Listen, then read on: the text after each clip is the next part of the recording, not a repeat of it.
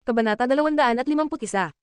Ikaw, galit na galit si Lawrence nang marinig ito. Bakit mo dinala ang birth dates ng babaeng yun? Gusto mo na ba talaga siyang ipasok sa pamilya natin? Napayuko si Cassandra at agad na nagsalita, hindi naman. Nag-aalala pang kung ano ang mangyari kay Lucas at kay Little Treasure, kaya pinasuri ko lang sa master, para makasiguro. Bagamat kumalma na si Lawrence, nanatili pa rin ang pagdududa sa kanyang mukha. Matapos siyang magbanteng hininga, tiningnan niya ng matalim ang asawa at tinanong, at ano naman ang resulta? Medyo naging emosyonal ang mukha ni Cassandra habang inaalala ito. Matagal na tayong pumipili ng mga babae mula sa mga maayos na pamilya, pero ni isa wala talagang tumatak. Ang sabi si Master Joey, si Luna lang ang may birth chart na puno ng swerte, masayang pamilya, kasaganahan, at maraming anak. Kahit medyo handa na si Lawrence sa maaaring marinig, tila nabigla pa rin siya. Paano nangyari yun? Si Master Joey mismo ang nagsabi niyan. Bakit naman ako magsisinungaling sa'yo? Bawat salitang sinabi ko ay mismong sinabi ni Master Joey, wala akong binago. Ang sabi pa nga niya, sobrang compatible daw ang birth chart ng babaeng ito sa kay Lucas. Sa totoo lang, hindi ko rin agad pinaniwalaan, at natakot din akong pag-alitan mo ako kaya hindi ko sinabi agad. Pero ngayong araw, nang bigla ang magkasakit si Little Treasure, bigla kong naalala yung mga sinabi niya. Sinubukan na natin lahat ng paraan, wala talagang gumana. Pero nang dumating ang batang yun, bigla na lang bumuti ang kalagayan ni Little Treasure. Kahit sabihin pa nating gusto lang talaga siya ni Little Treasure, hindi ganito kalaki dapat ang epekto, hindi ba? Dahan-dahan na ipinaliwanag ni Cassandra. Tahimik na nakikinig si Lawrence habang seryoso ang ekspresyon, lakad siya ng lakad sa living room. Sa huli, tumigil siya at nagpas siyang magsalita. Ang birth chart ay gabay lang, hindi dapat pinaniniwalaan ng lubusan. Huwag mo na ulit itong babanggitin. At saka, hindi pa naman tiyak kung tuluyan nang gumaling si Little Treasure. Paano kung sa susunod? Hoy, pwede ba, huwag mong isinusumpa ang apo mo. Agad na saway ni Cassandra, halatang naiinis. Nag-aalala lang naman ako kay Little Treasure, napakamot sa batok si Lawrence, napansin din niyang mali ang nasabi niya kaya nahiya. Habang iniisip ni Lawrence ang mga sinabi ng asawa, naguluhan ng kanyang mukha at sa huli, tinitigan niya ito ng seryoso. Ang birth chart, walang matibay na basehan. Ang tunay na pagkatao, nakikita sa kilos at gawa. Huwag mong kalimutan kung bakit nagkaganoon si Little Treasure 2 taon na ang nakakaraan. Dahil naniwala tayo sa maling tao noon. Sa totoo lang, alam ni Cassandra na kahit marinig ni Lawrence ang sinabi ni Master Joey, hindi pa rin agad magbabago ang tingin nito. Kaya nang marinig ang sinabi ng asawa, mapatlo siyang tumango. Alam ko naman, sinasabi ko lang, pero syempre mag-iingat pa rin ako. Sa loob ng kwarto ni Little Treasure. Pagkaalis ni na Lawrence at Cassandra, agad na dinalaw ng antok si Luna. Pero dahil nag-aalala siya sa Little Bun, hindi siya makatulog. Naupo si Lucas sa tabi ng kama at inayos ang kumot sa kanya. Matulog ka na, nandito lang ako, kapag may nangyari, agad kitang gigisingan. Pagkatapos ay marahang hinalikan nito ang kanyang noo. Napamulagat ang mga mata ni Luna. Sa sobrang gulat niya sa ginawa ni Lucas, tila napawi ang antok niya. Gusto ba talaga niya akong patulugin? Habang nakatitig siya sa lalaki, may kung anong kislap ang dumaan sa malalim na tingin ni Lucas. Sorry. Pero kahit pa humingi siya ng paumanhin, iba naman ang sumunod na ginawa niya. Yumuko siya at marahang hinalikan si Luna sa gilid ng labi, matagal, bago siya tuluyang tumayo at lumayo. Sa mga sandaling iyon, tuluyan nang nagising si Luna ng gulat na gulat. Sinamantala niya ba ang pagkakataon dahil yakap ko si Little Treasure kaya hindi ako makagalaw? Luna, bulong ni Lucas, balang araw, ikaw ang magiging ina ni Little Treasure. Ang magiging asawa ko. Sa kanyang panaginip, paulit-ulit na umaalingaw sa isipan ni Luna ang mga salitang binitawan ni Lucas. Balang araw, ikaw ang magiging ina ni Little Treasure. Ma'am, magiging mami ni Little Treasure. Kung totoo nga lang sana yon, gaano kaya kasarap sa pakiramdam? Talagang gustong-gusto niya si Little Treasure, mula sa kaibuturan ng kanyang puso. Pero dahil sa pag-aalala pa rin sa bata, hindi rin siya nakatulog ng maayos. Nagising si Luna matapos ang bahagyang pagpapahinga. Ang una niyang ginawa ay tingnan ang munting bunso na yakap-yakap niya. Buti na lang at mahimbing pa rin ang tulog ng bata sa kanyang mga bisig. Ang maliliit nitong daliri ay kusang nakakapit sa laylayan ng kanyang suot. May mananipis na butil ng pawis sa batok at likod ng bata. Ayos lang, nagpapawis na siya. Ibig sabihin, lumalabas na ang init sa katawan. Napaisip si Luna at agad niyang hinawakan ang noo ng bata. Parang bumaba na nga ang lagnat. Nakatayo si Lucas sa malawak na bintanang mula sahig hanggang kisame, pinagmamasdan ang kalanggitang unti-unting nagliliwanag. Nang marinig niyang may gumalaw sa kama, agad siyang lumapit. Gising ka na, sabi niya. Hinaplos ni Luna ang noo ni Little Treasure at mahina niyang sinabi, Lucas, pakitignan mo nga kung bumaba na ang lagnat ni Little Bun. Pakiramdam ko hindi na siya kasing init tulad kanina. Tumango si Lucas at inilapat ang malaki niyang palad sa noo ng anak. Lamambat ang ekspresyon nito. Oo, bumaba na ang init. Huwag kang mag-alala, ipapatawag ko na ang doktor. Ma'am, tumango rin si Luna. Lumabas muna si Lucas, at pagbalik niya, kasama na niya si Kiran at 2 doktor. Maingat na iniabot ni Kiran ang thermometer. Kinuha iyon ni Lucas at dahan-daang inilagay sa kilikili ni Little Treasure. Ilang sandali ang lumipas, at lumabas na ang resulta. 37.8 degrees. Bagamat may kaunti pa ring lagnat, mas mabuti na ito kumpara sa halos 40 degrees kagabi. At ang higit na kamangha-mangha, bumaba ito ng walang gamot. Hindi ito simpleng pangyayari. Sinimulan din ng dalawang doktor ang mas masusing pagsusuri sa bata. Matapos ang eksaminasyon kagabi, mas maaliwalas na ang mukha ng mga doktor habang nagsabi, sa ngayon, stable na ang kondisyon ng Little Master, pero kailangan pa ring obserbahan hanggang bukas, para makumplito ang 24 na oras. Sa mga sandaling ito, dumating na rin sina Lawrence at Cassandra matapos makatanggap ng balita. Agad nilang tiningnan ang thermometer, at nang makita nilang bumaba na ang lagnat, sabay silang nakahinga ng maluwag. Tama, kailangan pa rin natin siyang bantayan. Mas mabuti nang mag-ingat, baka bumalik ang lagnat bigla, lalo na't pabago-bago ito kanina, may pag-aalalang saad ni Cassandra. Tumanggo si Lawrence, matapos ang magdamag na tensyon, ngayon lang siya nakaramdam ng kaunting ginhawa. Ayaw na niyang isipin kung may masama sanang nangyari kay Little Treasure. Ngunit sa di inaasahang sandali, si Luna na yakap-yakap pa rin ang bata ay biglang napakunot-noo at napaungol. Agad na napako sa kanya ang tingin ng lahat, mga matay puno ng kaba. Ano yun? Bakit? Anong nangyari kay Little Treasure? Tanong agad ni Cassandra. Sumunod si Lawrence, anong meron? Halos lumundag sa kaba ang mga puso ng mga doktor. Hindi pwedeng may mangyari sa tagapagmana. Nang makita ang mga nag-aalalang mukha sa paligid, tila may gustong sabihin si Luna pero nag-alinlangan siya. Nahihiya siyang tumingin at mas lalo pang naging palaisipan sa lahat ang reaksyon niya. Sa huli, lumapit si Lucas ng tahimik. Hindi siya nagsalita, maingat niyang itinaas ang mga manggas, sa kamarahan niyang inalis ang kumot na nakabalot kay Luna. Napaka-natural ng kilos niya habang sinimulang imasahe ang mga binti nito. Sa kalmadong tinig, tinanong niya, namamanhid ba ang mga binti mo? Kabanata 252. Lahat ng doktor at mga kasambahay ay napanganga. Diyos ko!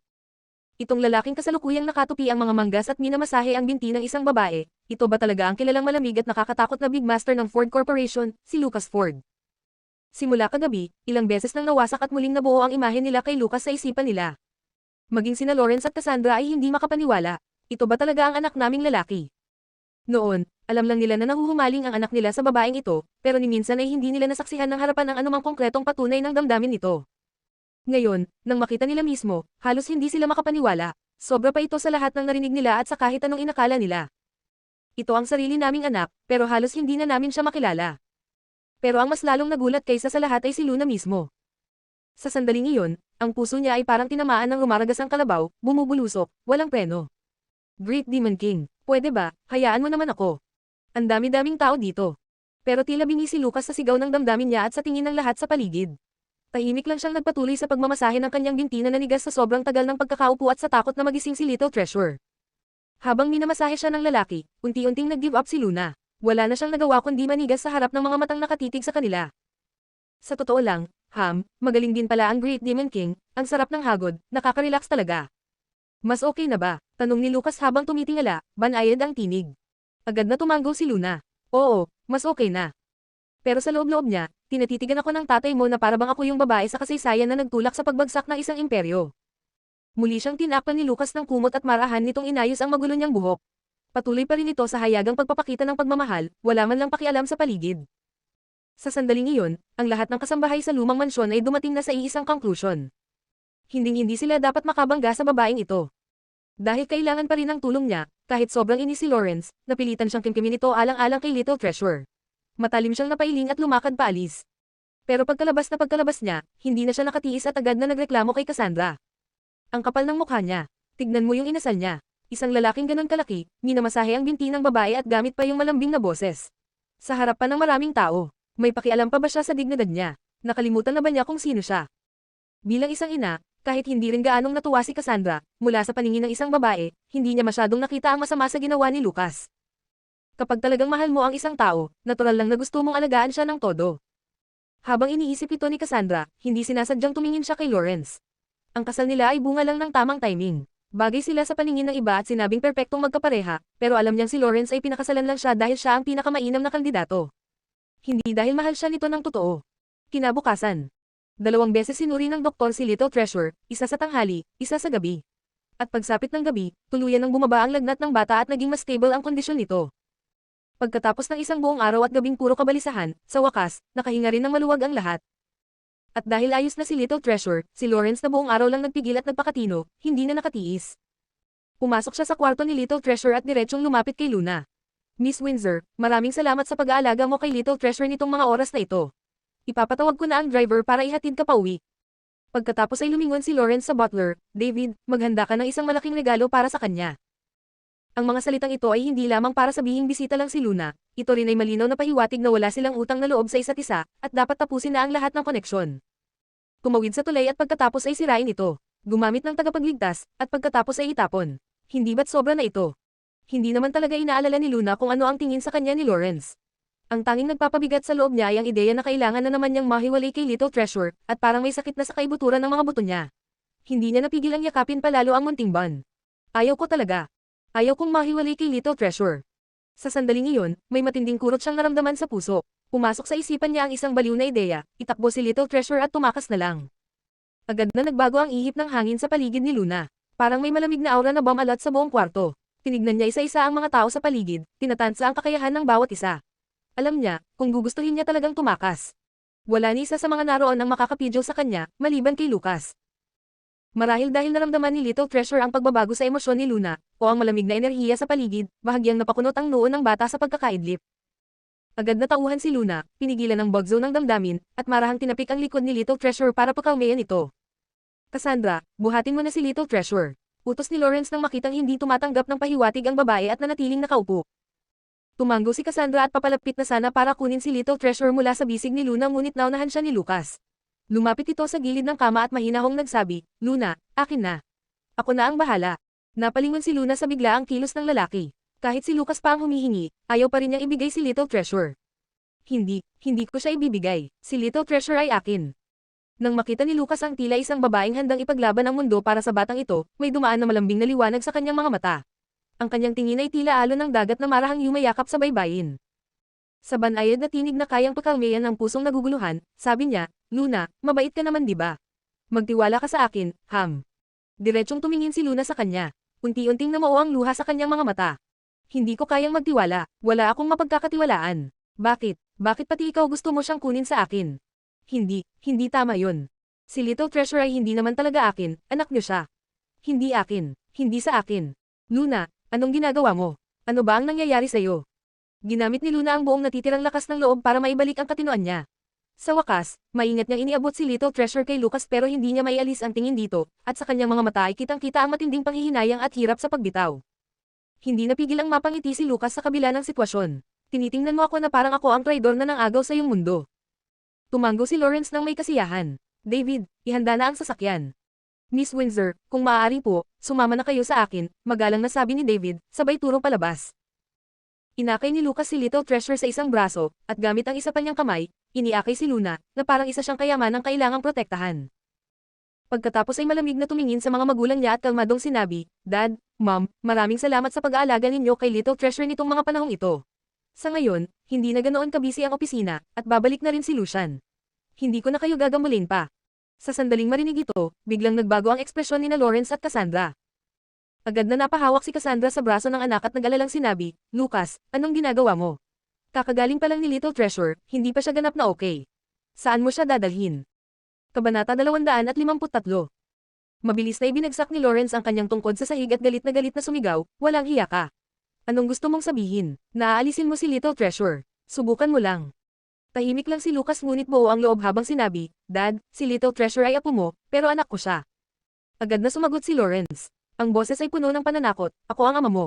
Nabighani ka na ng husto sa babaeng yan. Ang tanging paraan para madala mo si Little Treasure ngayon ay kung literal na dumaan ka sa bangkay ko. Tahimik ngunit matatag na tumugon si Lucas, kung buhay mo ang kailangan mong gamitin bilang panakot, wala na akong masasabi. Pero kahit anong mangyari, isasama ko si Little Treasure ngayon. Biglang tumindi ang tensyon sa pagitan ng mag-ama. Walang kumikibo, walang may lakas ng loob na sumabat. Sa mga sandaling iyon, sumama na rin si Cassandra sa panig ng kanyang asawa. Lucas, kahit na may hinanakit ka sa amin dahil hindi namin naalagaan ng maayos si Little Treasure, aksidente lang ang lahat ng ito. Kami ang lolo at lola niya, may ibang tao pa bang magmamahal sa kanya ng higit sa amin? Mas pipiliin mong paniwalaan ang babaeng bagong kilala lang kesa sa sarili mong mga magulang. Wala siyang kinalaman dito. Ang pinakakinaiinisan ni Lawrence ay ang labis na pagtatanggol ng anak niya sa babaeng iyon. Sa sobrang galit, hindi na niya inintindi kung gaano karaming tao ang nakatingin, at nawalan na siya ng kontrol. Nakalimutan mo na ba kung anong nangyari 2 taon na ang nakalipas? Nakalimutan mo na ba kung paano naging ganito si Little Treasure? Napakasakit noon, hindi pa ba sapat ang isa? At ngayon, maglalakas loob kang maniwala sa babaeng gaya nito.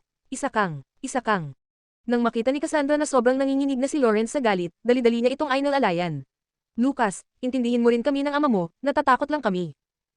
Bahagyang pinaikit ni Lucas ang mga mata at mahinahong nagpaliwanag, naiintindihan ko ang nararamdaman ninyo, at isinusumpa ko sa sarili kong buhay na hindi na mauulit ang nangyari noon. Iba siya, simula nang dumating siya, puro pagmamahal lang ang ibinuhos niya kay Little Treasure.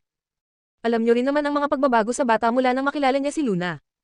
Ngunit sadyang matitigas ang ulo ng dalawang nakatatanda sa Ford family. Nang marinig nila ang paliwanag ni Lucas, sandali lamang silang natahimik, ngunit agad ding bumalik sa dati ang paninindigan nila. Ano man ang sabihin ni Lucas ay hindi na nila isasaalang-alang. Hindi nila hahayaan na basta na lang niya kunin si Little Treasure.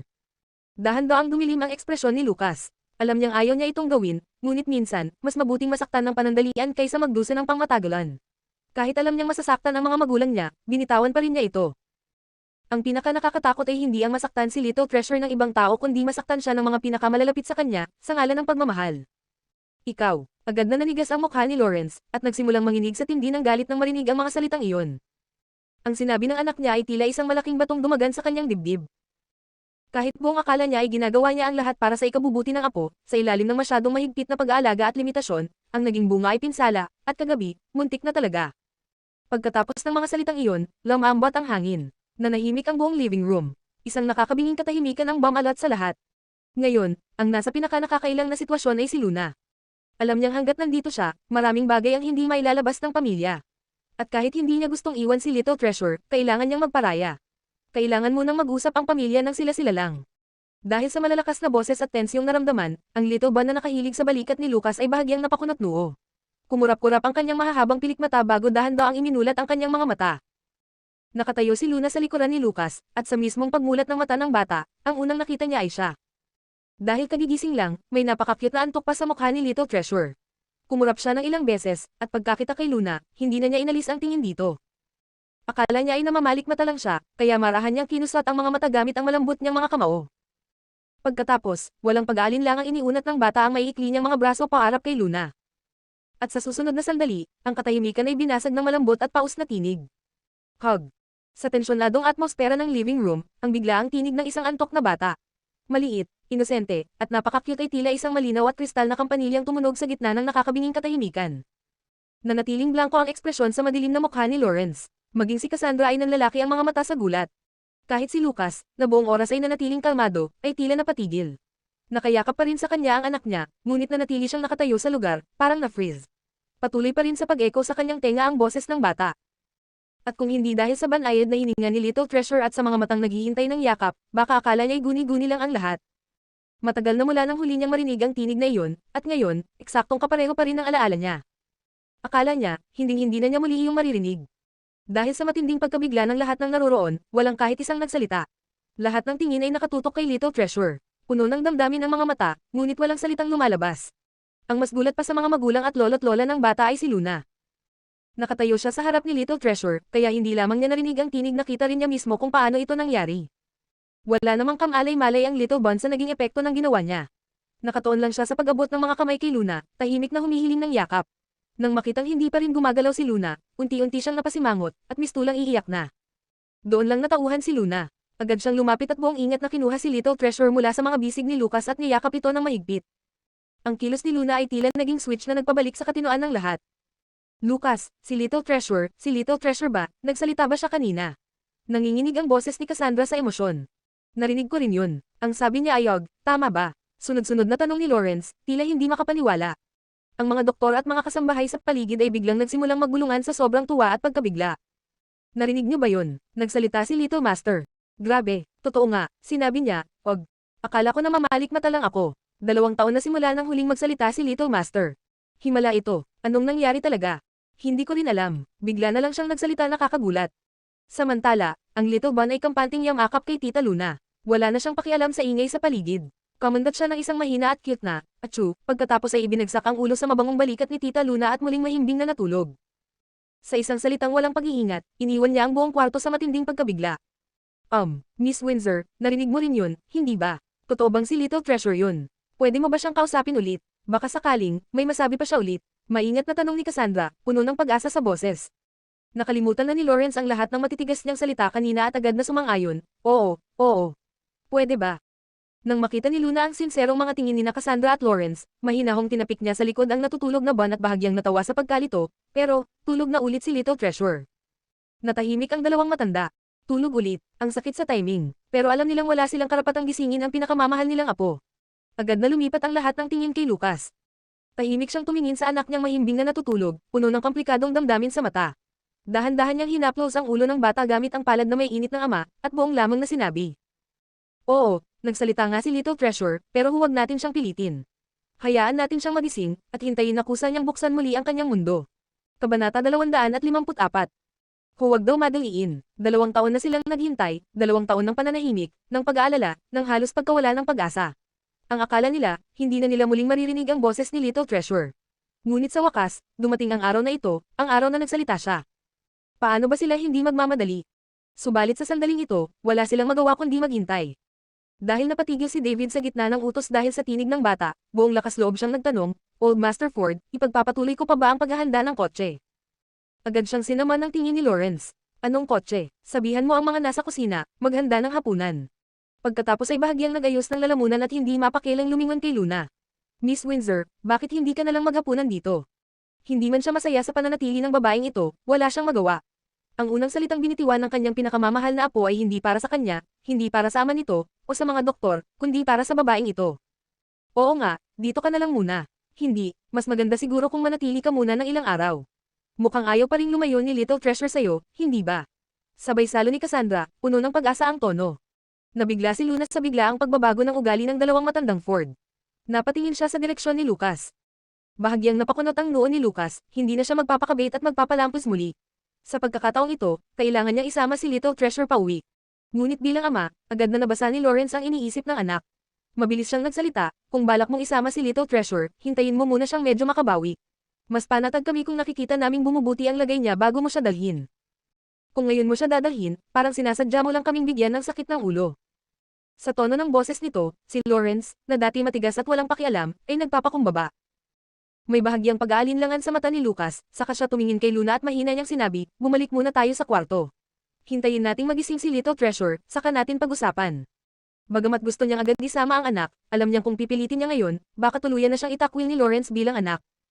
Naiintindihan ni Luna ang sitwasyon. Tumanggo siya at maingat na dinala ang natutulog na Little Bun pabalik sa kanyang kwarto. Pagkalabas pa lang nila, hindi na nakapagpigil sina Cassandra at Lawrence. Lawrence, narinig mo yun, di ba? Narinig mo, nagsalita si Little Treasure. Totoo nga, akala ko hindi na natin mararanasan to hanggang mamatay tayo.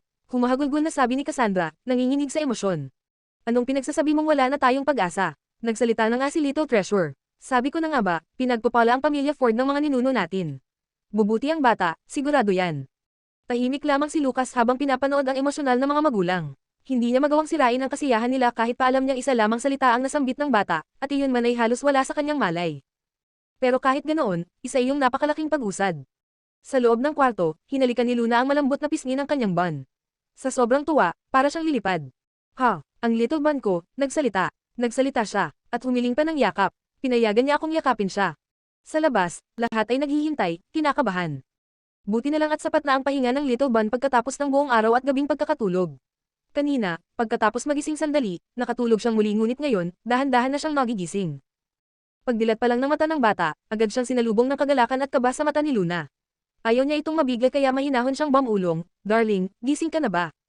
Pumikit at bamilat muli ang Little Bun habang nakatitig sa kanya. Ilang segundo ang lumipas bago niya tuluyang nakumpirma kung sino ang nasa harapan niya.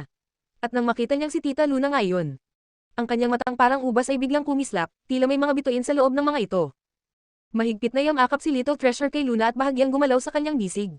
Hindi siya makatingin sa iba, at ayaw pang pumikit, takot na baka kapag pumikit siya, bigla na lang maglaho si Luna.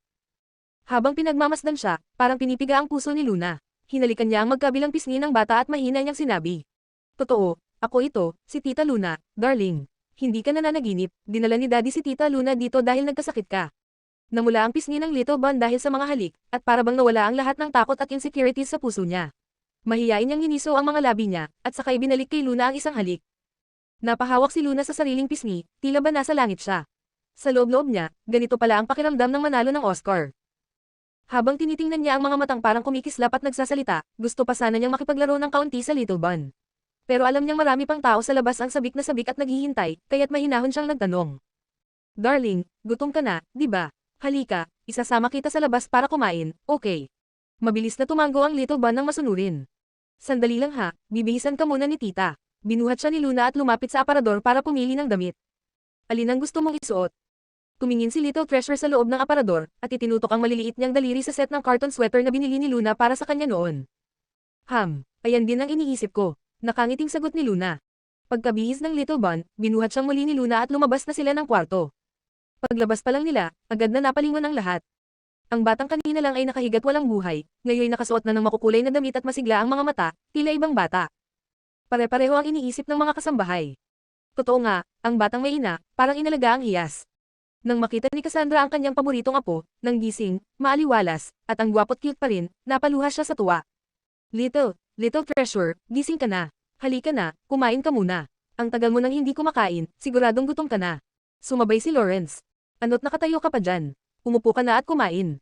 Sa hapagkainan, umupo si Lawrence sa pinakaulo ng mesa, si Lucas sa kanyang kaliwa. Gusto sanang paupuin si Little Treasure sa kanan niya, pero agad na iniwas ng Little Bun ang ulot mahigpit na yamakap kay Luna. Ayaw na ayaw siyang bitiwan. Wala nang nagawa si Lucas kundi hilahin ang upuan sa tabi niya para kay Luna. Sa tapat nila, naupo sina Cassandra at Kieran. Natural, lahat ng tao'y sabik na malaman kung magsasalita ang abang muli si Little Treasure. Hindi na nakapagpigil sina Lawrence at Cassandra. Little Treasure, masama pa rin ba ang pakiramdam mo? Tanong ni Cassandra na puno ng lamang. Pero abalang-abala ang Little Bun sa pagsubo ng lugaw na isinubo ni Luna, kaya hindi siya sumagot. Hindi naman iyon dinamdam ni Cassandra. Patuloy niyang tinanong ang apo. Masarap ba ang lugaw, ha? Dahil may sakit ka, hindi ka pwedeng kumain ng mamantika. Mamaya, ipagluluto ka ni Grandma ng mas masarap pa, gusto mo ba yun? Dahil hindi ka pa masyadong magaling, pinalive ka na muna ni Grandpa sa school. Hindi ka muna papasok sa mga susunod na araw, ha? Patuloy sa pakikipag-usap sina Cassandra at Lawrence sa bata, pero tila, hindi gaanong tumutugon ang Little Bun. Mabagal siyang mag-react at minsan, parang hindi niya naririnig ang sinasabi ng dalawa. Parang bumalik siya sa dati, sa pagiging tahimik at hindi mapakali. Nagsimulang kabahan si Cassandra. Hindi pwede, kakabigkas lang niya ng unang salita, ni hindi pa nga namin alam kung talagang kayanan niyang magsalita ulit, tapos ngayon, ganito na naman siya. Ang manti nilang pag-asa ay muli bang mawawala. Kabanata 255. Lucas, anong nangyayari kay Little Treasure? Bakit parang wala siyang buhay? Tanong ni Cassandra na puno ng pag-aalala. Sabik na sabik siyang marinig magsalita muli ang apo, pero hindi lang ito nanahimik, parang wala pa siyang reaksyon sa paligid. Siyempre, kabado siya. Anong walang buhay? Tugon ni Lawrence, may halong inis. Kagagaling lang niya, normal lang kung medyo delayed pa ang kilos. Pero kahit ganoon ang sinabi niya, hindi niya talaga maitago ang tunay niyang pag-aalala. Matagal ding nilanat si Little Treasure, baka may epekto iyon sa kanyang utak. Maging si Kieran ay napakunot ang noo. Hindi rin siya mapakali, may kakaiba sa batang ito. Pero si Luna, na kanina lang ay casual na naglalaro at nagkikipagkulitin pa kay Little Treasure, alam na alam niyang walang mali sa bata. Subalit dahil naroon sina Lawrence at Cassandra, napilitan siyang manahimik. Konting mali lang sa sasabihin niya, baka kung ano pa ang isipin ng dalawa. Kaya't mas pinili niyang maging invisible, at tahimik na pinakain na lang si Little Treasure. Sa kabilang banda, si Lucas ay tahimik lamang, mukhang walang iniintinding alinlangan. Habang tinitingnan ng anak na masunuring kumakain kasama ni Luna, kalmado niyang sinabi. Little Treasure, may nakita akong kung ano sa ulo ni Tita Luna. Biglang tumigil sa pagkain si Little Treasure at tiningala si Luna. Sinimulan niyang suklayan gamit ang maliliit na kamay ang buhok nito. Wala siyang makita. Tumingin siya sa ama, puno ng pagkalito. Nasaan daw iyon? Tahimik na ngumiti si Lucas at inabutan ng isda si Luna. Baka nagkamali lang ako ng tingin, aniya kalmado. Nagulat ang lahat. Napakurap si Little Treasure. Nanghina si Luna sa patagang atake ng Great Demon King na ito. Hindi makapagsalita sina Lawrence at Cassandra. Hindi nila inasahan ang ganitong kalokohan mula sa sariling anak. Si Kieran ay napaubo na lang. Ang maliit na eksenang iyon ay tila paalala, kahit may sakit si Little Treasure, at tila mahina, kaya pa rin niyang tumugon, kapag interesado siya. Nagkatinginan sina Lawrence at Cassandra. Parehong hindi natuwa sa nakita. Malinaw, sinasadya ni Little Treasure na dedmayan sila. At bakit? Dahil sa pilit na pagpigil sa kanya noon na makita si Luna. Naramdaman ni Kieran ang biglaang bigat ng hangin sa paligid. Bilang psychiatrist, alam niyang kailangan niyang gumawa ng paraan. Mahina siyang umubo, saka kinuha ang isang papel. May isinulat siya at inilapag ito sa harap ni Little Treasure. Little Treasure, alam mo ba kung ano ang nakasulat dito? Tanong niya ng mahinahon. Ang nakasulat sa papel. Letter L, parang, Luna. Gusto niyang subukang mapagsalita muli ang bata. Napabilib sina Lawrence at Cassandra. Talagang gumagana si Dr. York bilang profesional. Tahimik lamang si Lucas habang tinitingnan ang papel. Lahat ng mata ay nakatuon kay Little Treasure. Tahimik siyang nakatitig sa papel, sabik ang lahat sa magiging reaksyon niya. Ilang saglit pa, tiningnan niya si Dr. York ng may kapilyuhan. Kinuha niya ang ballpen, at isinulat niya sa papel, Luna. Matapos nito, ibinalik niya ang ballpen sa mesa, saka tumingin kay Luna, nagsasabing, ituloy mo ang pagpapakain. Napakakulit, pero sobrang cute. Hindi makapaniwala si Kiran. Sa isip-isip niya, akala ko matalino ako, pero mas matalino pala tong bata na to. Kahit na napahiya si Kiran sa harap ng Little Bun, makikita sa mga mukha ni na Lawrence at Cassandra ang paggan ng loob. Sa wakas, hindi na nila inaalala kung naapektuhan nga ba ang utak ni Little Treasure dahil sa matagal na lagnat. Alam na nila ngayon, talagang matalino ang bata. Yung kakaibang tingin na ibinigay niya kay Kiran, ginawa niya yun dahil gusto niya. Sa totoo lang, kamukhang kamukha ni Lucas si Little Treasure noong bata pa ito.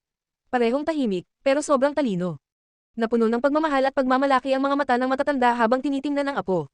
Si Kiran naman ay halos makiling na lang sa loob-loob niya. Kahit medyo napahiya, at least nakatulong pa rin siya sa pagpapakita ng katalinuhan ng bata. Natapos ang hapunan sa maayos na paraan, pero may kulang pa rin. Ano man ang gawin nila, si Little Treasure ay nanatiling tikom ang bibig. Alam ni Luna na magkakaroon ng seryosong usapan ng mga matatanda pagkatapos kumain, kaya't maaga niyang dinala si Little Treasure pabalik sa kanyang kwarto. Ano na naman ngayon? Ayaw pa rin magsalita ni Little Treasure, napabuntong hininga si Cassandra, habang dumidilim ang ekspresyon ni Lawrence. Upang muling bumangon sa pagkabigo, nagsalita si Kiran sa kanyang profesional na opinyon. Maiintindihan natin ito, tahimik pa rin si Little Treasure dahil naroon pa rin ang trauma. Subconsciously, pinoprotektahan pa rin niya ang sarili sa pamamagitan ng pagiging detached sa mundo. Pero kung nasa isang kalmadong kapaligiran siya, kasama ang taong lubos niyang pinagkakatiwalaan, makakapagsalita siya ng kusa, nang hindi kailangang himukin. At ito ay gaya ng mga nauna ko ng obserbasyon. So ang ibig mong sabihin, sabat ni Lawrence, pero napahinto sa paggamit ng salitang babang iyon. Kakailanganin pa rin natin si Luna. Tumango si Jiran, oo, si Luna ang susi rito o para mas eksakto, siya ang decisive factor. Sa totoo lang, ilang beses na niya itong sinabi noon pa, pero masyadong matigas ang ulo ni Lawrence kaya hindi niya ito pinakinggan. Ngayon, kailangan na nilang tanggapin ang totoo. Napailing si Cassandra, ang dami na nating nilapitan na doktor noon, at lahat sila sinabing baka hindi na muling makapagsalita ang bata. Pero ngayon, kahit paano, may pag-asa pala talaga. Tumango si Lawrence, oo. Isang bagay itong hindi dapat baliwalain. Pagkatapos, lumingon siya sa anak na tahimik na nakatayo sa tabi, sumama ka sa akin. Sa loob ng study room. Tahimik lang si Lawrence, para bang may malalim siyang pinagninilayan. Makalipas ang ilang sandali, nagbukas siya ng bibig. Pwede mo nang dalhin si Little Treasure. Hindi nagulat si Lucas sa desisyon ng ama. Pero sa kabila nito, ang biglaang pagbabagong ito ay mas mainam pa rin kaysa sa mga senaryong inihanda niya sa isipan. Hindi rin naman niya inasahan na magsasalita agad si Little Treasure. Inaamin kong hindi ko siya naalagaan ng maayos habang nasa ilalim ng pangangalaga ko. Kasalanan ko rin iyon. Tumigil siya saglit, pagkatapos ay tinitigan ng anak. Pero ang pagbibigay ko sa iyo ng karapatang alagaan siya ay hindi nangangahulugang buo na ang tiwala ko sa iyo. Kapag may nangyaring hindi maganda kay Little Treasure habang nasa iyo siya, kukunin ko agad siya pabalik at wala kang karapatang tumutol. Naiintindihan mo. Tumango si Lucas, naiintindihan ko. Lumingon palayo si Lawrence at sumenyas gamit ang kamay, parang ayaw pang patagilan dahil baka magbago pa ang isip niya. Umalis ka na. Kabanata 256. Sa kwarto ni Little Treasure. Mahigpit na yakap ni Luna ang Little Bun habang ang isip niya ay abala sa pag-iisip ng mga haka-haka tungkol sa Operation Stealing Little Bun. Kahit na nabigyan niya ng kaunting oras ang sarili, sa huli, kailangan pa rin niyang mawalay kay Little Treasure. Gusto na niyang itakbo ito ngayon at isama ang Little Bun palayo. Habang nalulunod siya sa mga ganitong klaseng iniisip, isang malalim na tinig ang umalangaw-ngaw, anong iniisip mo? Pagnanakaw ng Bun, sagot agad ni Luna nang hindi nag-iisip. Hahaha, tumawa ang lalaki. Doon lang napagtanto ni Luna na ang Great Demon King pala ang kausap niya. Agad siyang napatingala, puno ng takot. Patay na, nasabi niya tuloy yung hindi niya kailanman dapat aminin. Pareho, tanong ni Lucas na may misteryosong tono. Napakunot noo si Luna, anong ibig niyang sabihin, pagkatapos ay bigla siyang namula. Tinatanong siya ng Great Demon King kung gusto rin ba niyang nakawin ang Big Bun bukod sa Little Bun. Napakaswapang naman. Pero, kung tutusin, gusto nga naman niya. Tumigil na sa panunokso si Lucas at kalmadong nagutos, tara na. Aalis na tayo, biglang nalungkot ang mukha ni Luna. Ito na ba ang sandaling kinatatakutan niya? Napansin ng Little Bun na may kakaiba, kaya't mahigpit siyang kumapit kay Luna habang malamig ang tingin sa ama. Sa ilalim ng tensyonadong tingin ng dalawa, malumanay ang sagot ni Lucas, tara na, sabay tayong aalis. Hanggang sa magkasama na silang tatlo sa loob ng iisang sasakyan, hindi pa rin makapaniwala si Luna. Nakalabas nga siya ng bahay na karga ang Little Bun sa kanyang mga bisig. Parang panaginip lang. Isang masayang sorpresa. Mukhang napapayag na ni Lucas ang kanyang mga magulang. Napabuntong hininga si Luna sa ginhawa. Kung mananatili na sa Platinum Palace si Little Treasure, mas madali na para sa kanyang makadalaw. Pero, mas nakakagulat pa pala ang susunod. Pinahinto ni Lucas si Jackson sa harap ng apartment ni Luna, saka siya mismo ang bumaba ng sasakyan at pinababa sina Luna at Little Treasure. Ito ay, napatigil si Luna sa gulat. Tiningnan siya ni Lucas, pati na rin ang anak na nakakapit pa rin sa kanya, at malumanay na sinabi, hindi mo na kailangang nakawin si Little Treasure. Ibinibigay ko na siya sa'yo. Ha, lalong nalito si Luna. Anong ibig sabihin ng Great Demon King? Ibinibigay niya ang anak niya sa kanya. Anak mo yan, paano mo? Totoo bang anak mo siya? Pero, ito nga ang pangarap niya, di ba? Ngayon, hindi na niya kailangang itakas ang bata, dahil kusang ibinibigay na sa kanya ng mismong ama. Maging si Little Treasure ay nagulat sa sinabi ng kanyang ama. Pero sa halip na malungkot sa ideya na mawawalay sa ama, kumislap pa ang kanyang mga mata at halatang masaya. Ayos, pinamimigay na ako ni Daddy. Nang makita ni Lucas ang totoong ngiti ng anak, na walang kahit anong bakas ng lungkot, medyo nawalan siya ng masasabi. Ah, boss, nagbibiro ka lang, di ba?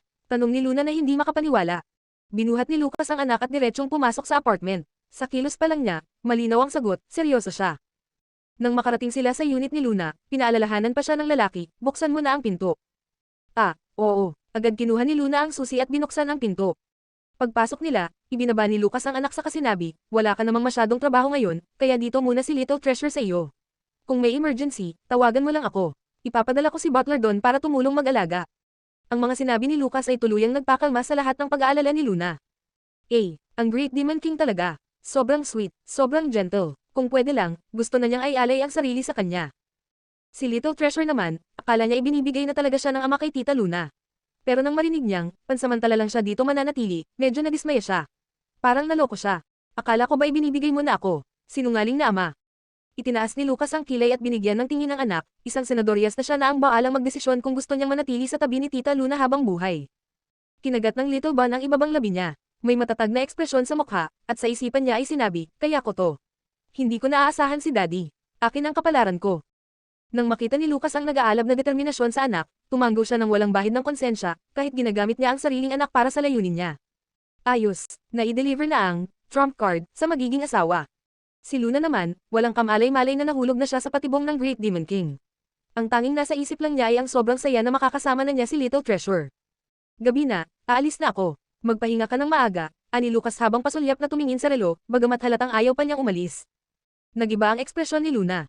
Yumuko si Lucas at binulungan ang anak, Little Treasure, aalis na si Daddy. Maging mabait ka kay Tita Luna. Pagkatapos sabihin niyon, mukhang talagang paalis na si Lucas kaya't dali-daling pinigilan siya ni Luna, sandali lang. May kailangan ka pa, tumigil si Lucas at lumingon. Ah, oo, well, kamot ulo si Luna, halatang nahihiya. Lucas, pwede bang dito ka na matulog ngayong gabi? Nanlaki ang mata ni Lucas. Biglang uminit ang tingin niya sa dalaga, may apoy ng damdamin sa kanyang mga mata. Kung wala lang si Little Treasure, ang sinabi ni Luna ay parang may ibang kahulugan. Kahit alam niyang hindi iyon ang ibig sabihin ng dalaga, sapat na yun para uminit ang pakiramdam niya.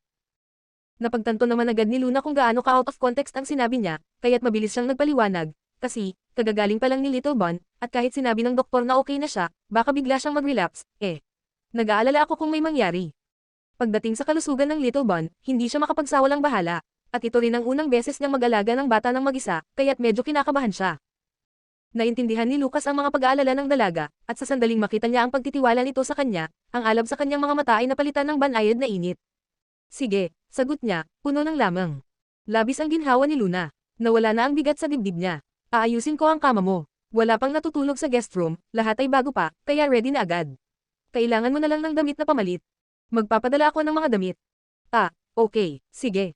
Sa isang tabi naman, tulala si Little Treasure. Bakit ganun? Mananatili pala si Daddy. Nawasak ang pangarap ko na kami lang ni Tita Luna ang magkasama ngayong gabi. Napansin niyo ni Lucas kaya hinaplos niya ang ulo ng anak habang nakangiti, huwag mong kalimutan, alliance tayo. Maliban sa pagtutulungan, hati rin tayo sa benepisyo. Walang monopolyo dito. Napakagatlabi si Little Bon sa pagkainis pero wala siyang magawa. Tumakbo na lang siya papunta sa living room para maghanap ng kaunting comfort mula kay Tita Luna. Binubuli na naman ako ni Daddy. Kabanata 257. Pagkatapos niyang maayos si Big Bon, inumpisahan na ni Luna ang pagpapatulog kay Little Bon. Humiling si Little Treasure na kantahan siya ni Luna. Pero kahit ilang kanta na ang kinanta ni Luna nakatingin pa rin ito sa kanya, wala ni Kay titing na senyales ng antok. Hindi ka pa inaantok, gusto mo bang kwentuhan kita ng story? Tanong ni Luna. Umiling ang Little Bon. Hinawakan ni Luna ang baba niya, nag-isip, gusto mo pa rin akong kumanta. Tumango si Little Treasure. Hindi mo nagustuhan yung mga kinanta ko kanina. Muling tumango si Little Treasure. Nakuha na ni Luna ang ibig niyang sabihin. So, palitan ko na lang ng ibang kanta. Tumango ulit ang Little Bon, excited pero halatang may takot na baka hindi pa rin niya marinig ang kantang inaasam niya. Nag-isip sandali si Luna, saka nagsimulang kumanta ng banayad. Tulog na, mahal kong sanggol. Dampi ng kamay ni inay ay dahan-dahan. Pagkarinig ng kantang ito, lumiwanag ang mukha ni Little Treasure. Agad siyang sumiksik sa mga bisig ni Luna at pumikit. Hinaplos ni Luna ang ulo ng bata. Doon niya naisip, ito ang kantang gusto niyang marinig. Noong una niya itong kinanta, wala pa sa ulirat si Little Treasure, pero kahit ganun, narinig pa rin pala niya. Kaya ngayon, gusto niya itong marinig muli. Pero dahil malabo pa noon ang ulirat niya, hindi niya alam kung anong kanta yon, hanggang ngayon lang niya muling makumpirma. Sa malambing na tinig ni Luna, hindi nagtagal at mahimbing nang natulog ang Little Bun. Nag-alala pa rin si Luna kaya't marahan niyang hinipo ang noo ni Little Treasure, normal ang temperatura. Saka pa lamang siya tunay na nakahinga ng maluwag. Hinalikan niya sa noo ang Little Bun at marahang tumayo mula sa kama. Pagkatapos, naglakad siya papunta sa guest room para tingnan naman ang Big Bun. Kumatok siya, walang sagot, tulog na agad. Hindi ito karaniwan sa lifestyle ni Lucas. Dahil sa pag-aalinlangan, dahan-dahan niyang binuksan ang pinto, at nakita si Lucas na nakatulog habang bukas pa ang bedside lamp at laptop sa mesa. Napansin ni Luna ang may itim na eyebags ng lalaki at napakunot siya ng noo. Sabi ni Lucas na hindi siya abala. Isang malaking kasinungalingan. Matagal nang nakabakasyon si Lucian, kaya tiyak na doble ang workload ni Lucas. Pero kahit ganoon, nagpunta pa rin siya sa airport para sunduin siya kagabi. Tapos, ngayong gabi pa ay nilanat ng malubha si Little Treasure. Nakapagpahinga pa si Luna kahit paano, pero si Lucas, malamang hindi pa natutulog ng tuloy-tuloy buong araw. Lumapit si Luna ng tahimik at marahang itinagilid si Lucas mula sa pagkakahiga. Inayos niya ang unan, tinanggal ang coat ng lalaki, at dahan-dahan itong inihiga ng maayos sa kama. Matapos siyang takpan ng kumot, pinatay na ni Luna ang ilaw at laptop, at handa na sanang umalis. Ngunit sa kanyang pagtayo, bigla siyang napatigil. Sa ilalim ng malamlam na liwanag ng buwan, tumambad sa kanya ang mukha ni Lucas, isang mukhang tila inukit ng Diyos mismo. Kahit natutulog, napanatili nito ang malamig nitong anyo. Isang mukhang perpekto, ngunit ginagamit ang mukhang iyon upang itaboy ang mga tao palayo. Pero sa di malamang dahilan, para kay Luna, ang mukhang ito ay parang isang vortex, hinihigop ang kanyang atensyon. Hindi siya makatingin sa iba. Hindi rin niya mapigilan ang sarili, gusto niyang lumapit pa. Sa gitna ng kanyang pag-iisip, hindi niya namalayang nakaupo na siya sa kama. Nang makabawi siya sa ulirat, ang kanyang mahabang buhok ay nakalatag na sa balikat ni Lucas at ilang pulgada na lang ang layo ng mukha niya sa mukha nito. Nagising si Luna mula sa kanyang mga pantasya nang halos mahalikan na niya ito. Para siyang tinutugis ng halimaw sa kaba, kaya't dali-daling tumakbo palabas ng kwarto. Ang hindi niya alam, habang papalayo siya, dahan-daang damilat ang mga mata ng lalaking nakahiga sa kama, at tahimik na pinanood siya. Damilat ang mga mata ng lalaking nasa kama. Maliwanag at malinaw, walang bahid ng antok. Kanina pa siya gising, sandali lang siyang nagpapahinga, nakahiga lang ng bahagya. Hindi niya talaga narinig ang pagkatok ni Luna, pero nang pumasok na ito sa silid, nagising siya agad. Hindi niya alam kung bakit, pero pinili niyang manatiling nakapikit. Dahan-daang inalis ni Luna ang coat niya, inayos ang unan, at kinumutan siya. Alam niyang ginagawa lang ito ng dalaga bilang malasakit ng isang subordinate sa kanyang boss, pero sa ilalim ng pagkalingang iyon, tila may init na gumapang sa kanyang dibdib. Napawi ang pagod niya sa isang iglap. Paalis na sana ng dalaga, napansin niyang nawala ang tunog ng mga hakbang nito. Tumigil ito, walang ibang galaw, pero ramdam niya ang mga mata nitong nakatitig sa kanya. Anong ginagawa niya? Anong tinitingnan niya? Hindi siya maaaring damilat ngayon, kaya pinilit niyang manatiling kalmado. Tahimik siyang nakahiga, pinakikinggan ang bawat munting tunog sa paligid. Tahimik lang ang dalaga sa tabi ng kama. Ilang sandali pa, narinig niya ang bahagyang kaluskos ng tela. Lumalapit siya. Habang iniisip pa niya ito, may naramdaman siyang bahagyang bumagsak sa kanyang balikat. Sumabog ang pamilyar na amoy ni Luna. Doon niya napagtanto, buhok ni Luna iyon. Nandito na siya, sobrang lapit. Halos tumigil ang tibok ng puso ni Lucas. Para bang biglang baligtad ang daloy ng dugo niya, at may kung anong mainit ang umalpas mula sa kanyang tiyan, kumalat sa kanyang buong katawan. Anong ginagawa ng babaeng ito? Pinilit niyang huwag gumalaw, pinigil ang hininga. Lumalapit pa ito. At mas lalapit pa. Sa susunod na segundo, akala niya, matitikman na niya ang tamis na kay tagal na niyang inaasam. Pero bigla na lang nawala ang amoy ng dalaga, at narinig niya ang mabilis nitong mga hakbang, papalayo. Damilat si Lucas, halos isipin niyang panaginip lang ang lahat.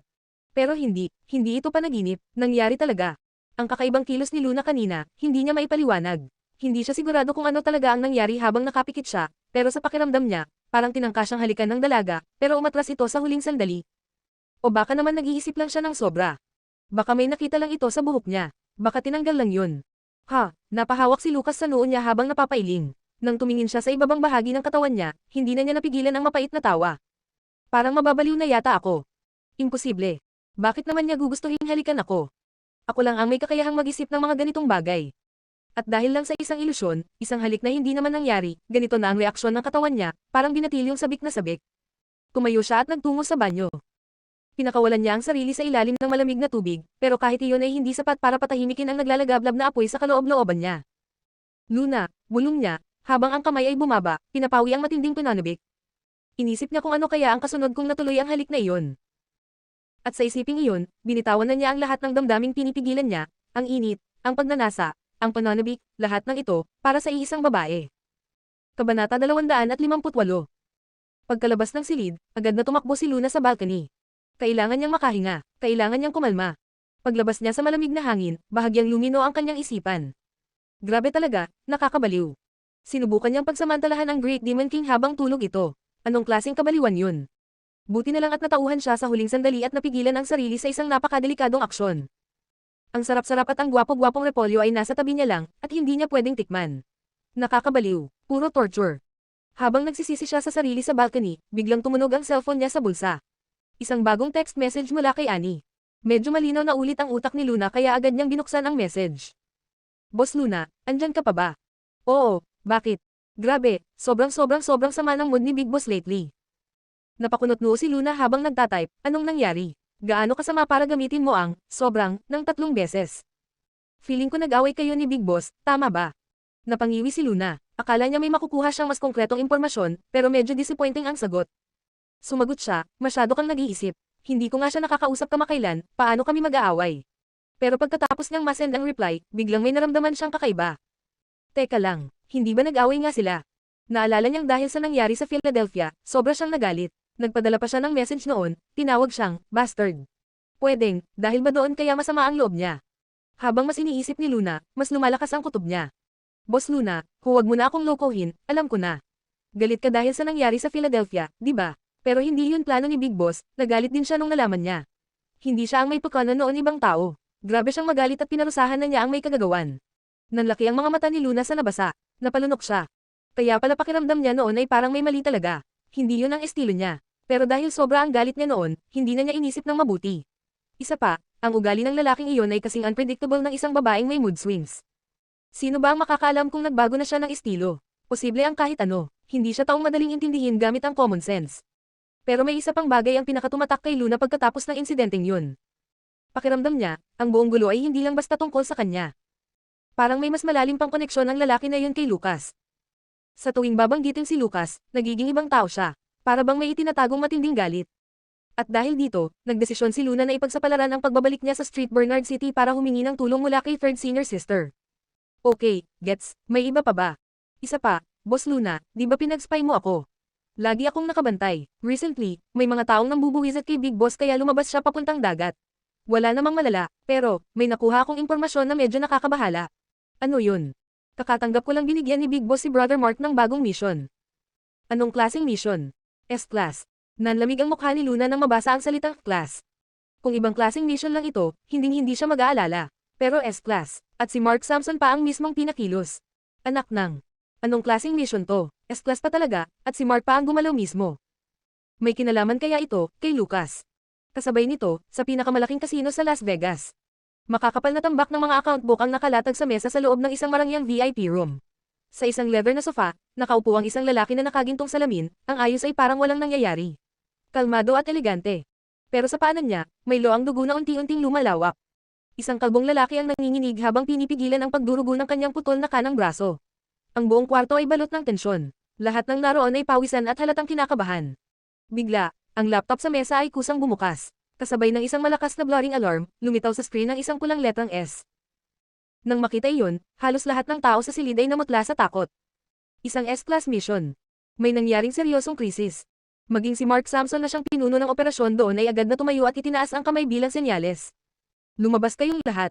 Walang nag-aksaya ng panahon. Mabilis na lumabas ang lahat ng tao, iniwang mag-isa si Mark. Pinindot ni Mark ang isang key sa keyboard. Lumabas ang feed mula sa isang live video call. Sa speaker, maririnig ang alon ng dagat. Sa screen, makikita ang isang madilim na anino sa ibabaw ng isang wooden deck, sinliwanag ng buwan ang likuran nito, habang kumikislap ang mga bituin sa langit. Mukhang tahimik, pero may bigat ang hangin. Nag-aalalang tinanong ni Mark, Satanas, anong nangyari? Ang mga mission ng kanilang organisasyon ay may 4 na level, D, C, B, at A. Pero ang mga pinaka-critical na mission ay itinuturing na S-class, at iilan lamang ang nakakakumpleto nito. Ang huli niyang S-class mission ay 3 taon na ang nakalilipas at muntik na siyang mapahamak. Kaya natural lang ang kaba niya ngayon. Sa screen, ang silhwete ng lalaki ay nakatingala sa langit. Nakabukaka ito sa upuan, ang isang tuhod ay nakataas, at ang isang braso ay nakapatong lang sa ulo na parang nagre-relax. Matapos ang ilang sandali ng katahimikan, ulong ito. Mark, sa tingin mo ba, wala talaga akong alam sa panliligaw? Gulat at hindi nakasagot si Mark. Sa lahat ng inaasahan niyang maririnig, ito ang pinaka hindi niya naisip. Tumawag ka lang para itanong yan. Naiinis na tanong ni Mark, litaw sa mukha niya ang inis. Siyempre hindi, nakangising sagot ng lalaki. Tumingin ito sa kanya at sinabing, Mark, hindi mo pa sinasagot ang tanong ko. Pinilit ni Mark na hindi sumabog sa inis. Malalim siyang huminga, pinakalma ang sarili, bago sumagot ng diretso. Oo. Napangiti ang lalaki, tulad ng inaasahan. Ikaw lang talaga ang nagsasabi sa akin ng totoo. Muli siyang nagtanong, sa tingin mo ba dapat ko na siyang alukan ng kasal? Ano? Gulat na tanong ni Mark. Halos napaluhod si Mark sa sobrang pagkabigla. Magpo-propose. Alam ba nito ang sinasabi niya? Ma'am, sobrang talino ko talaga, sagot ng lalaki sa sarili, halatang walang pakialam sa gulat ng kausap. Pinisil ni Mark ang pagitan ng kanyang mga kilay sa frustration. Satanas, paalala lang hindi maganda ang sitwasyon ngayon. Hindi ka pa rin pwedeng umalis sa pwesto mo. Hindi pa, kahit sa loob ng isang buwan. Pero sagot ng lalaki, walang pakundangan. Siyempre alam ko yan, kaya ikaw ang pupunta sa halip na ako. Tahimik lang si Mark sa labas pero sa loob ay nagngingit-ngit na siya. Mabagal at malinaw siyang nagsalita. So, ang tinatawag mong S-Class mission, ay ang paghingi mo tulong para sa proposal mo para kay little junior sister ko. Kabanata 259. Tama, masayang kumpirma ng lalaki. Si Mark ay muling napabuntong hininga at pinisil na naman ang pagitan ng kanyang mga kilay, pilit pinipigilan ang sarili na sumabog. Makalipas ang ilang segundo ng katahimikan, lakas loob niyang sinabi sa malamig na tinig, paumanhin, tinatanggihan ko ang mission na ito.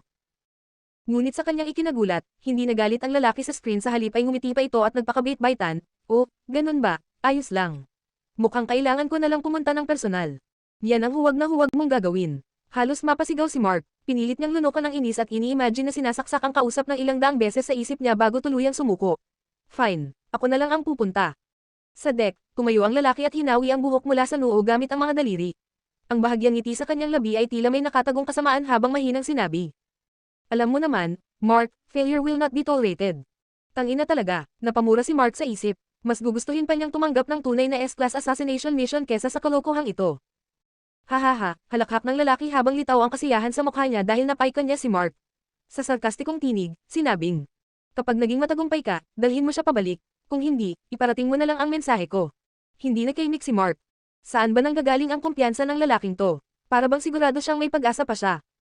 Hindi dahil sa duda si Mark sa galing nitong manligaw, pero ang EQ nito ay napakababa, halos parang isip bata sa damdamin. Sa kasamaang palad, kilala niya ito, kapag nagdesisyon na, hindi mo na mapipigilan. At kapag hindi siya sumunod, siguradong si Satanas mismo ang lalabas, at kapag nangyari iyon, baka buong Las Vegas pa ang masunog. Samantala, sa apartment. Matapos ang mahabang pag-iisip sa balcony, unti-unting kumalma si Luna. Bakit nga ba niya agad na iuugnay kay Lucas ang S-Class mission na iyon? Malamang naman ay internal matter lang yun ng organisasyon. Bumalik siya sa kama, handa nang matulog muli. Pero, napakislat ang kanyang kanang mata. Kanang mata, malas ba ito? Biglang, kumislat din ang kaliwang mata. Kaliwang mata, swerte naman to, di ba? Pero kung parehong pamitik, alin ba talaga? Kinabukasan. Maagang nagising si Luna upang maghanda ng almusal. Gumawa siya ng simpleng seafood porridge, heart-shaped sunny side up egg, at ilang pickled side dishes. Mukhang gourmet sa ganda ng pagkakapresente. Habang inaayos niya ang mesa, may malambot na bagay sa kanyang binti. Gising na si Little Bun. Gising ka na pala, sige na, mag-wash up ka na ha. Naipadala na kagabi ang lahat ng gamit at damit ng bata kaya wala na siyang dapat alalahanin. Umiling ang bata at iniunat ang mga braso, hundiat ng isang yakap. Siyempre, hindi siya matitiis ni Luna. Ngumiti siya at agad itong niyakap ng mahigpit. Habang naglalaro silang dalawa, bigla silang naputol ng mga yabag, gising na si Lucas.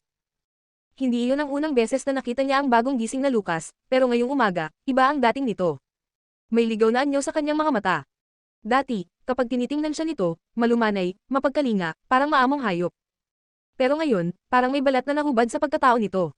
Parang unti-unting bumubukas ang pintuan ng isang nakatagong impyerno. Napayuko si Luna, nahihiya sa muntik na nangyari kagabi.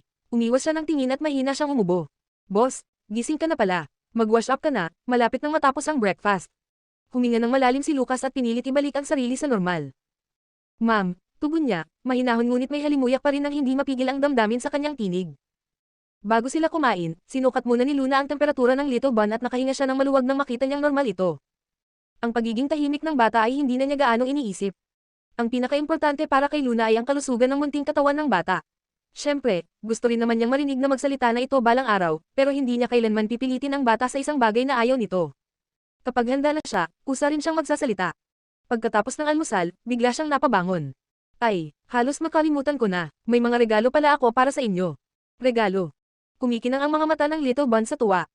Agad bumalik si Luna sa kanyang silid at lumabas na may dalang-dalawang sky blue na paper bags, isa para sa Little Bun at isa para sa Big Bun. Nagulat si Lucas nang iabot sa kanya ang isa, para rin sa akin. Siyempre naman, masayang sagot ni Luna. At sa totoo lang, ang regalo ng Great Demon King ang pinakamahal sa lahat. Binuksan ni Lucas ang bag at isang eleganteng suit ang bumungad sa kanya. Napatitig siya sa loob ng paper bag ng anak at nakita niyang may suit din ito, katulad ng kanya, pero pang bata. Mukhang gustong-gusto ni Luna ang makakita ng matching outfits nilang mag-ama. Ngunit bukod sa suit, may isang pagkakaiba pa sa laman ng mga bag. Para sa Little Bun, bumili si Luna ng fluffy toy bear na pwedeng isabit sa bag, samantalang kay Lucas naman ay isang classy tie-pin. Oh, kumusta? Okay ba? Nagustuhan niyo ba? Tanong ni Luna, medyo kinakabahan. Tumakbo agad ang Little Bun papunta sa silid at pagbalik niya ay daladala na niya ang bag niya. Tahimik na itong iniabot kay Luna, malinaw ang mensahe, pakikabit po ang bear. Biglang nag-alok si Lucas, gusto mo isuot namin ito. Nagningning ang mukha ni Luna sa saya at tumango agad, yes, please.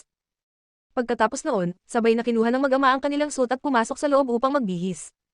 Samantalang si Luna naman ay umupo sa dining chair, nakapatong ang baba sa magkabilang palad, excited na naghihintay. Pero sa totoo lang, medyo kinakabahan din siya. Ang kulay kasi ng suit na pinili niya ngayon, medyo labas sa comfort zone ng Great Demon King. Kung dati ay sapphire blue, ngayon naman ay pula. Hindi naman yung sobrang matingkad na pula, kundi isang eleganteng maroon, pero para sa isang tulad ni Lucas na hindi yata kailanman nagsuot ng kahit anong pulang damit, isang malaking hakbang ito. Kaya sobrang nabigla siya nang sabihin nitong isusuot niya iyon agad. Akala niya talaga ay tatanggihan siya. Ilang minuto pa ang lumipas at sabay na lumabas ang dalawa mula sa kanilang mga silid. Napanganga si Luna. Sabay, lumabas, ang Big Bun at ang Little Bun. At sa suot nilang magkaparehong maroon suits, nagmukha silang mga prinsipe mula sa isang fashion magazine. Napakagwapo. Hindi niya inasahan na kayang-kaya dalhin ng Great Demon King ang kulay pula. Pero totoo nga, kahit ano pala, kaya nitong dalhin ng walang kahirap-hirap. Lalong-lalo na't first time niya itong nakitang nagsuot ng ganitong kulay, napakabihirang tanawin. Kumusta? Tanong ni Lucas, bahagyang tinaas ang kilay, kahit na halata namang alam na niya ang sagot.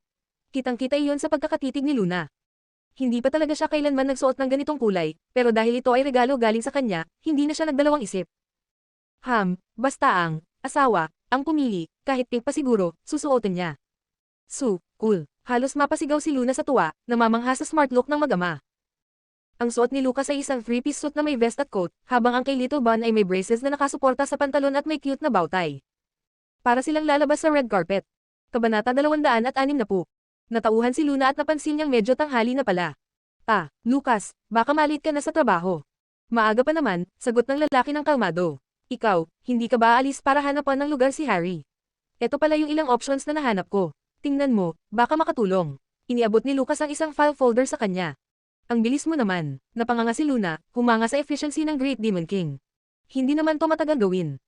Para kay Lucas, siya lagi ang top priority, kaya natural lang na ganon kabilis ang kilos niya. Salamat talaga, ani Luna habang tinitingnan ang laman ng folder na may kasamang analysis at comparisons ng iba't ibang lugar, talagang pinag-isipan. Pero nang mapatingin siya sa Little Bun, medyo nahiya siya. Lalabas kasi ako para maghanap ng bahay ngayon. Anong gagawin ni Little Treasure? Kung sandali lang sana siyang lalabas, ayos lang, pero ngayon ay marami siyang pupuntahan at medyo hassle kung isasama ang bata. Pagkarinig nito, nalungkot ang Little Bun. Parang iniwan siya. Patatawag ko si Butler doon, mungkahi ni Lucas. Agad na tumitig ang Little Bun sa kanyang ama at mahigpit na hinawakan ang kamay ni Luna. Ayaw niya. Nagdadalawang isip si Luna, kahit may ibang mag-aalaga, parang ang sama pa rin ng pakiramdam niya na iiwan ang bata. Napansin ni Lucas ang pag-aalangan niya kaya ibinaba ang telepono at nagmungkahi. Ganito na lang, isasama ko siya sa office. Pagkatapos ng lakad mo, sunduin mo na lang siya. Ma'am, tumanggaw si Luna, mas panatag nga siyang kasama ang ama nito. Lumuhad siya sa harap ng bata at malumanay na kinausap ito. Little Treasure, pasensya ka na ha. Busy lang talaga si Tita Luna ngayon. Gusto mo bang dito ka muna o sasama ka muna kay Daddy sa office? Ayaw sana pumili ni Little Treasure. Ang gusto lang naman niya ay makasama si Tita Luna. Hindi siya natatakot mapagod, pero natatakot siyang makaabala kay Tita Luna, baka mapagod siya sa kakabantay sa kanya. Nag-isip muna siya ng matagal, tapos ay tumitig sa kanyang ama at mabigat na loob na tumanggo. Sasama na lang siya sa office ni Daddy. Kahit hindi niya talaga gusto, mas makakabuti to sa long-term plan niya, kailangan niyang makipag-alyansa sa ama kung gusto niyang makasama si Tita Luna habang buhay. Napangiti si Lucas, proud sa desisyon ng anak. As expected of his son. Hindi napansin ni Luna ang tahimik na kasunduan ng mag-ama, kaya mahigpit niyang niyakap ang little bun. Napakabait mo ngayon, ha? Sasanduan kita mamaya, okay. Pagkatapos ng agahan ay sabay-sabay na silang umalis. Sa Ford Corporation Office Tower. Pagbaba ni Lucas mula sa kotse, hawak ang kamay ng anak, lahat ng tao sa paligid ay natigilan. Lahat ng spotlight, biglang napunta sa kanila. Sa unang tingin pa lang sa mukha ng bata, alam na agad ng lahat na ito ang legendary Little Master. Lalo pang obvious ngayon dahil naka-matching suit silang mag-ama, parehong maroon, parehong pamatay ang porma. Parang sinundan sila ng araw habang naglalakad. Ganon sila kapansin-pansin. Ang receptionist secretary ay hindi na nakatiis at agad nag-send ng message sa office group chat. Oh my God, breaking news. Si CEO Ford ay may kasamang Little Master ngayon sa office. Sobrang gwapo, sobrang cute. Pagkatapos kumalat ng balita, sumabog ang group chat na parang nilagyan ng malamig na tubig ang kumukulong mantika. Sunod-sunod ang mga bagong messages, hindi na makasabay ang notification sounds. Little Master, tigilan mo ko. Imposibleng dalhin ni CEO Ford si Little Master sa office. Sigurado ka ba? Paano mo naman nalaman na siya ngayon? 5 taon na ako rito, nihibla ng buhok ng bata, hindi ko pa nakita. So totoong may Little Master. Akala ko chismis lang yun. Kahit bata man, malabo na siya ngayon. Masyadong low-key si CEO Ford, bakit niya dadalhin ang anak niya sa opisina?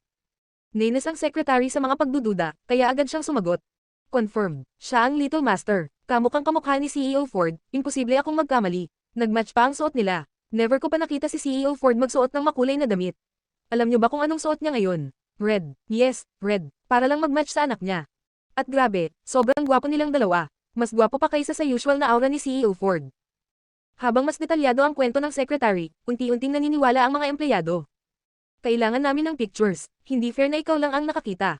Nashock ako sa hitsura nila, wala na akong oras kumuha ng picture. Nakakyat na si CEO sa elevator, kayo na ang tumingin mamaya. Dahil sa paunang balita ng secretary, lahat biglang nagsitayuan mula sa kani-kanilang desk at nakatingin sa elevator na parang may red carpet premiere. Ding! Tumunog ang elevator. Bumukas ang pinto. Lumabas si Lucas, hawak ang kamay ng isang batang lalaki. Noong una, puro itim lang ang nakita nila kay CEO Ford, pero ngayon ay suot niya ang red suit na kamatch ng bata. Ang bata ay tinatayang nasa 5 taong gulang, nakasuot din, at kamukha ni Lucas na parang miniature version, pati malamig na expression niya, carbon copy. Napatulala ang lahat. Hanggang may isang mabilis bumawi at may respeto silang binati. Good morning, CEO Ford. Good morning, Little Master. Sunod-sunod na rin ang iba. Good morning, CEO Ford. Good morning, Little Master. Isang engrandi at solemneng eksena, parang royal family ang dumaan. Pero ang batang si Little Treasure, kahit nasa spotlight ay nanatiling walang reaction. Wala sa mood. Miss na miss niya si Tita Luna. Kaya kahit anong gulo sa paligid, parang wala lang sa kanya. Pagkapasok nila sa CEO's office, nagsimula ang diskusyon. Grabe, siya nga talaga. Ang Little Master. Napakaganda ng jeans ng batang yun. Sino kaya ang nanay niya? Hindi ako makapaniwala, si CEO naka-red. Akala ko black lang naman ng wardrobe niya. Alam niyo kung saan talaga ang pinaka-curious ako. Sino ang bumili ng matching outfit na yun? At sino ang nagpasuot sa kanila? Tama, hindi bibili si CEO Ford ng ganun, at lalong hindi niya isusuot kung siya lang mag-isa ang magdedesisyon. Kung si second young master siguro, posible pa. Ano pa bang klaseng tanong yan? Syempre si future lady boss natin yun.